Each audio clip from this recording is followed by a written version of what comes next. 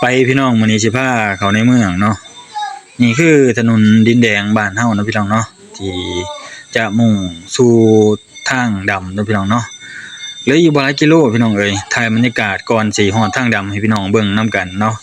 นี่คือหนทางเนาะก่อนเข้าตัวเมืองพี่น้องเอ้ยต้องผ่านเส้นทางนี้ก่อนแล้วก็หมู่บ้าน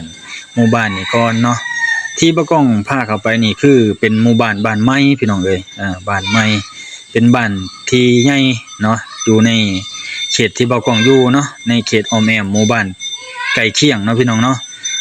หมู่บ้านนี้เป็นหมู่บ้านใหญ่แล้วก็มีเครื่องของขายหลายๆอย่างเนาะเพราะว่ามีร้านเวียดร้านจีนอยู่ในหันนะแล้วก็มีโรงเรียนมัธยมเนาะพี่น้องเนาะฮอดม.4 ม.5เนาะที่เบากองไปนี่กำลังสิเข้าในกลางหมู่บ้านพี่น้องเอ้ยไปพ้อกันอยู่3แยก4แยกพุ่นแหละพี่น้องเอ้ยไปเรื่อยๆเนาะคือมื้อนี้เนาะการเดินทางเฮานี่มีเป้าหมายว่าสิไปเอา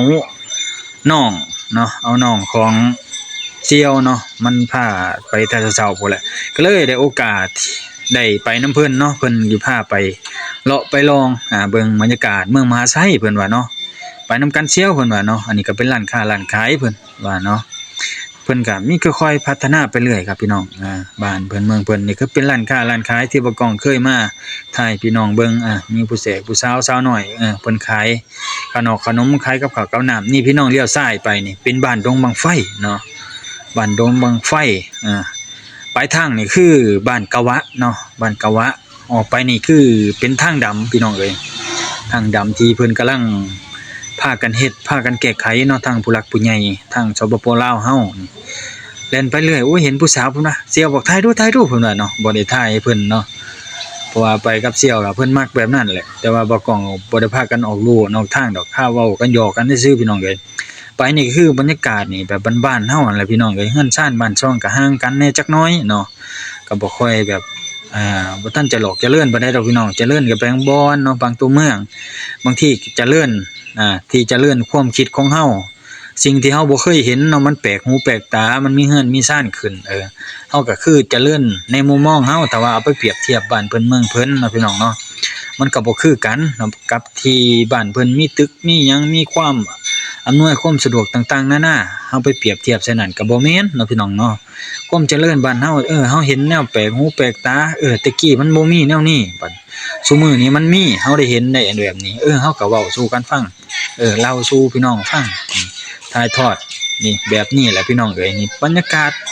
ทุ่งไร่ทุ่งนาถนนหนทางเนาะงัวควายคือนี่คือธรรมชาตินี่พี่น้องเอ้ยบ้านเฮามันบ่มีอิหยังเนาะทุกมื้อนี่มันค่อยเป็นค่อยไปเนาะเขาเจ้าค่อยแก้ไขไปแต่ว่าเฮาบ่ฟ้าวดอกว่าบางทีเฮาก็อยากอยู่จุดแบบนี้แหละเนาะถ้าว่าอยู่ในจุดที่มันเจริญโอ้จักสิเฮ็ดจักสิหาหยังบางคนก็ว่าเนาะถ้าบ่มีที่มีทางบ่มีต้นทุนเนาะมันก็ยากได้พี่น้องเอ้ยสิอยู่ในแบบนั้นนะแต่ว่าเฮาอยู่ในบ้านในเมืองเฮาโอ้ยเนาะอยู่ในบ้านนอกก็พอได้อยู่ได้กินยามหน้ายามหน้ายามฝนนี่หาปูหาปลาหาเขียดสัตว์ป่านานาชนิดก็พอได้อยู่ได้กินเหลือกินเฮาเอาไปขายพี่น้องปลูกผักปลูกหญ้าไว้กินก็พอได้ขายได้กินนี่แหละซ้ำนี่ก็เพิ่นว่าอยู่ได้บ้านเฮาเนาะแต่พ่อแต่แม่เพิ่นแต่ว่าสำหรับวัยรุ่นเนาะคือโอ้ยเพื่อได้ลูกได้เมียก็หาเงินซะก่อนเนาะบางคนก็ได้ไปไทยไปหยังพู้นแหละบางคนก็ได้เนาะหรือว่าไปตัวเมืองที่เขาเจริญมีโรงจักรโรงงานเนาะนี่แหละพี่น้องบ้านเฮามันบ่มีหยังเห็นบ่นี่แต่ว่าบ้านเฮามันมีความอบอุ่นนะอธิบายบ่ถูกดอกถ้าว่าคนคิดฮอดบ้านอีหลีเนาะมีความคิดถึงอยากมาอยู่มาเช่าแบบนี้บ้านเฮานี่แหละคือคำตอบเนาะบางคนเมื่อยคนท้อเนาะ นี่ก็ค่อยไปพี่น้องนี่เบิ่งธรรมชาติตรงไร่ตรงนาเนาะภูเขาป่าไม้เนาะที่ยังหลงเหลือที่ให้ลูกหลานได้เบิ่งเนาะแล้วก็เก็บเป็นความทรงจำไว้ซุมื้อนี้แหละพี่น้องเอ้ยเพราะว่าการที่เป็นคลิปวิดีโอเนาะลงในสื่อโซเชียลเนาะมันก็ดีอีกอย่างหนึ่งคือเฮาได้เก็บความทรงจำภาพในมื้อนั้นเนาะถือว่าการเวลามันสิผ่านไปหลายมื้อหลายเว้นส่ำใดแต่ว่าเฮาได้ไปค้นไปพบไปเจอมันเคยเห็นบรรยากาศแบบนี้เนาะอันนี้คือบ้านดงบังไฟพี่น้องเอ้ยนี่คือบ้านดงบังไฟบ้านหลังน้อยๆหมู่บ้านน้อยๆประมาณ20-30หลังนี่แหละเบิ่งพี่น้องเอ้ยเนาะ ก็นี่แหละพี่น้องเอ้ยเฮือนซ่านบ้านซ่องเพิ่นก็มีแต่ไม้เฮือนไม้โดยเฉพาะเลยเด้เนาะยังบ่ทันมีเฮือนประยุกต์อันเฮือนปูนเฮือนหยังเฮือนชั้นเดียวแบบทางในเมืองได้หยังบ่ค่อยมีปานใดเนาะส่วนมากจะเป็นเฮือนไม้เฮือนแอมฟ้าพี่น้องเอ้ยนี่แหละพี่น้องวิถีชีวิตการใช้ชีวิตเนาะนี่พี่น้องคือตอนเช้าได้บ่กล้องไปถ่ายนะคือตอนเช้าบรรยากาศตอนเช้าเนาะนี่แต่ว่าแดดแจ่มในมื้อนั้นเห็นร้านค้าน้อยๆพี่น้องเอ้ยนะบ่มีถ้าอยากจะซื้อสิ่งของต้องออกไปนอกพู้นเด้นี่เบิ่งหัวอ้อมข้างอ้อมเฮือนอ้อมชานเพิ่นก็มีปลูกหมากไม้กินหมากเช่นหมากม่วงเนาะหมากม่วงหมากพร้าวบางบ่อนถ้ามีแต่ว่าส่วนมากสิเป็นเกาะไผ่น่ะส่วนหลายเนาะพี่น้องเนาะไปต่อหน้าก็สิขึ้นเขาพี่น้องขึ้นภูขึ้นผาไปเนาะแต่ก็ไปต่อหน้าอีกนิดเดียวเนาะบ่ไกลพี่น้องเอ้ยก็สิเป็นสวนจีนเด้เสียคนจีนมาปลูกไผ่ปลูกหยังใส่เดี๋ยวพี่น้องเอาเบิ่งนํกันนี่ใกล้ๆพี่น้องเข้ามาเฮ็ดมาสร้างนี่เห็นบ่นี่แหละเป็นเห็นบ่พี่น้องเป็นเขาหินน่ะเป็นผาหินเห็นบ่ภูผาหลายแถวนี้น่ะไปทางเมืองมหาไสแห่งคักพี่น้องเอ้ยนี่คือเสิร์ฟจะซื้อได้นี่พอได้เบิ่งเห็นบ่พี่น้องน่ะเห็นบ่น่ะเห็นบ่นั่นคือสวนไผ่ของจีนเด้อพี่น้องเอ้ยนี่เห็นบ่สวนไผ่ของจีนเขามาปลูกไว้บ่ฮู้ว่าไผ่หยังเนาะปลูกเป็นแถวอยู่เป็นของจีนเด้นะพี่น้องเอ้ยเขาปลูกไผ่แบบเขาก็อ้อมเอาเหล็กกันมาอ้อมอย่างดีเด้เอาเหล็กมาอ้อมอย่างดีเขาติดป้ายบอกว่าพื้นที่ส่วนบุคคลห้ามเข้าเพิ่นว่าเนาะนี่แหละพี่น้องเอ้ยเบิ่งบรรยากาศนี่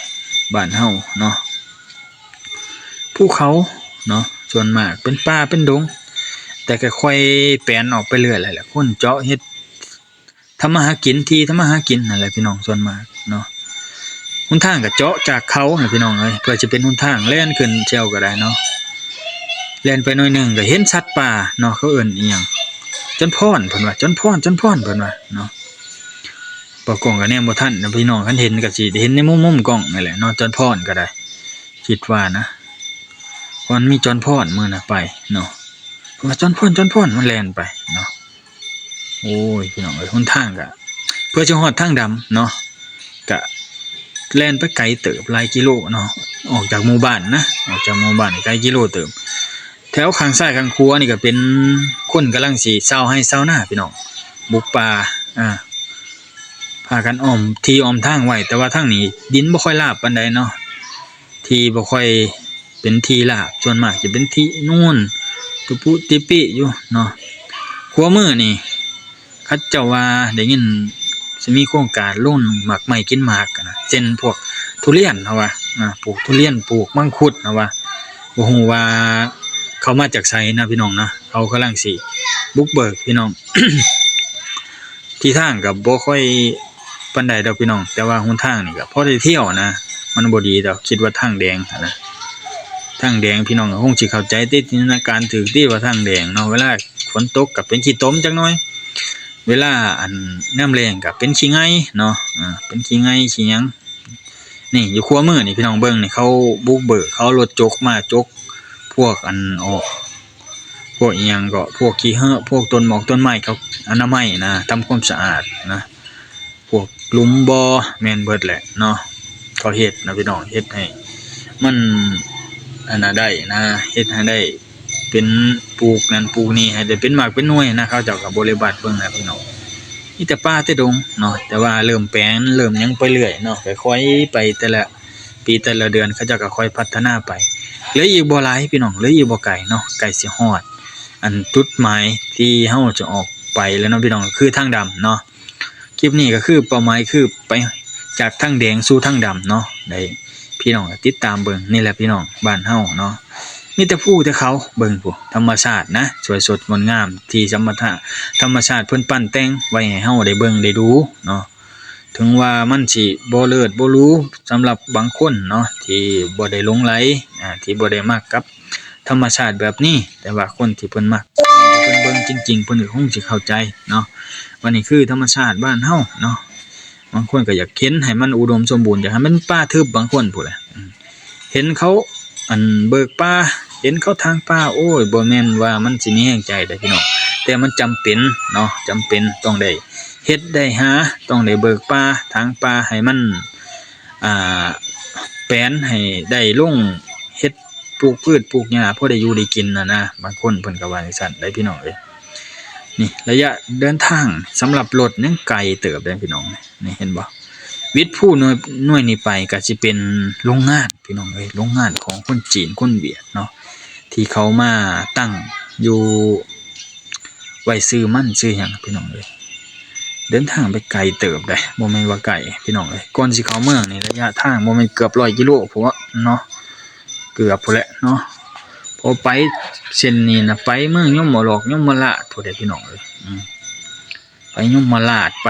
มหาไสไปท่าแขกเนาะโอ้ยเบิ่งเขาพี่น้องเอ้ยเขาหินเด้อน่ะพวกกันบ่ทันเข้ามาพวกโรงจักรโรงงานพวกพวกอันหยังก็เอิ้นพวกนายทุนต่างๆนานาเขาบ่ทันสอกเบิ่งบ่ฮู้ว่าเป็นแนวใดเนาะพี่น้องเนาะในอนาคตบ่แน่เนาะเขาก็อาจสิทำลายก็ได้เนาะเพื่อไปเป็นทรัพยากรสร้างนั่นสร้างนี้เขาก็เอาธรรมชาติบ้านเฮานี่แหละไปเฮ็ด